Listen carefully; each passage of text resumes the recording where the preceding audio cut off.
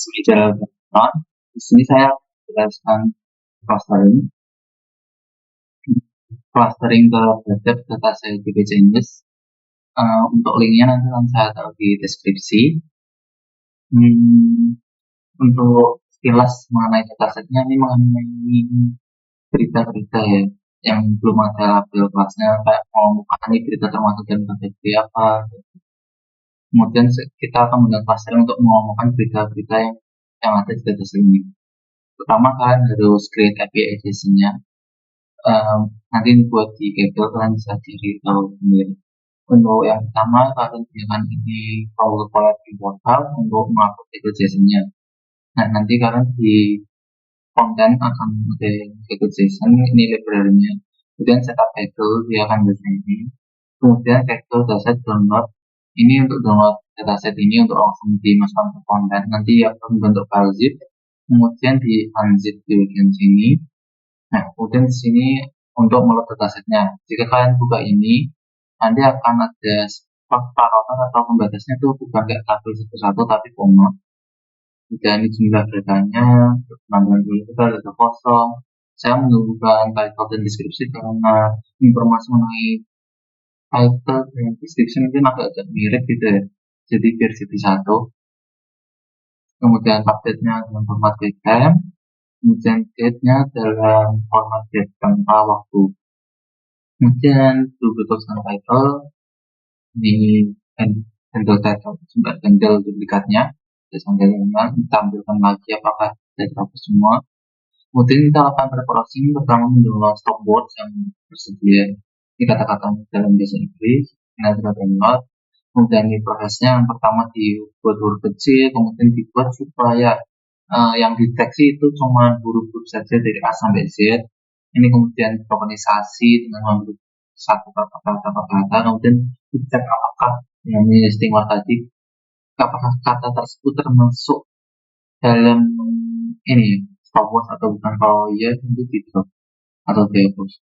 Nah, kemudian ini disimpan lagi, kemudian kita lakukan embedding untuk menjadi vektor. Kemudian kita menggunakan Kamins untuk mencari cluster atau jumlah cluster kayak untuk cluster itu kan minimal clusternya 2 biar di kelompok. Kita cari jumlah kelompok yang optimal, yang paling bagus, yang memiliki COT score tertinggi. Kemudian kita visualisasikan ini saya menghitungnya 2 sampai 10 berapa ini 11 gitu, 2 sampai 11 atau 10. Kemudian kita pilih kata terbaik and maximum scores. Kemudian kita ini ya pakai TF-IDF untuk menampilkan full kata terbaik dari tiap cluster ini dalam kelompok itu, kayak kata yang paling dominan untuk menentukan kayak kelompok clusternya ini kira-kira memperkirakan. Kemudian kita visualisasikan dalam cluster tadi yang sudah dikelompokkan ke dalam tampilan 2 dimensi. Sebelumnya kan tampilan vektor ke dalam 2 dimensi dengan PCA. Kemudian kita tampilkan juga jumlah data per cluster. Jadi nanti tiap clusternya berapa jumlah datanya kita lihat. Nah, di sini kita bahas hasilnya. Ini adalah URL-nya. Kemudian ini. Nah, ini tampilan awal datasetnya. Title, book data, with description. Kemudian ini infonya jumlah data 42.115. Kemudian ada ini data kosongnya enggak ada ya. Kemudian data tulisannya sekitar 2.462 dihapus menjadi 39.653 dengan 7 itu orang tadi ada teks dan date yang ditambahkan. Kemudian preprocessing, kemudian embedding, kemudian ini tadi mencari jumlah cluster terbaik ya. Ini skornya, kalau ini sekian dari 2 sampai 10, yang tadi 2 sampai 10, 2,11 itu 2 sampai 10. Nah, kemudian di sini tampilan grafiknya bisa dilihat langsung. Kalau yang tertinggi itu ada di 8, yang artinya jumlah cluster atau jumlah kelompok yang paling optimal itu banyak 8. Ini jumlah cluster baik 8-nya. Ini tampilan kata yang paling dominan atau paling banyak tadi yang mau TF-IDF. Ini contoh cluster awal yang nomor satu health treatment details for state police. Nah ini mungkin mulai polisi atau kriminalisasi itu. Nah kemudian yang 6 ini Ukraina Rusia, ini mungkin mengenai konflik antara Rusia dan Ukraina. Kemudian untuk yang cluster 7 ini Gaza, Israel, Hamas, saya Palestina, War Irak, ini kemungkinan mengenai konflik Timur Tengah.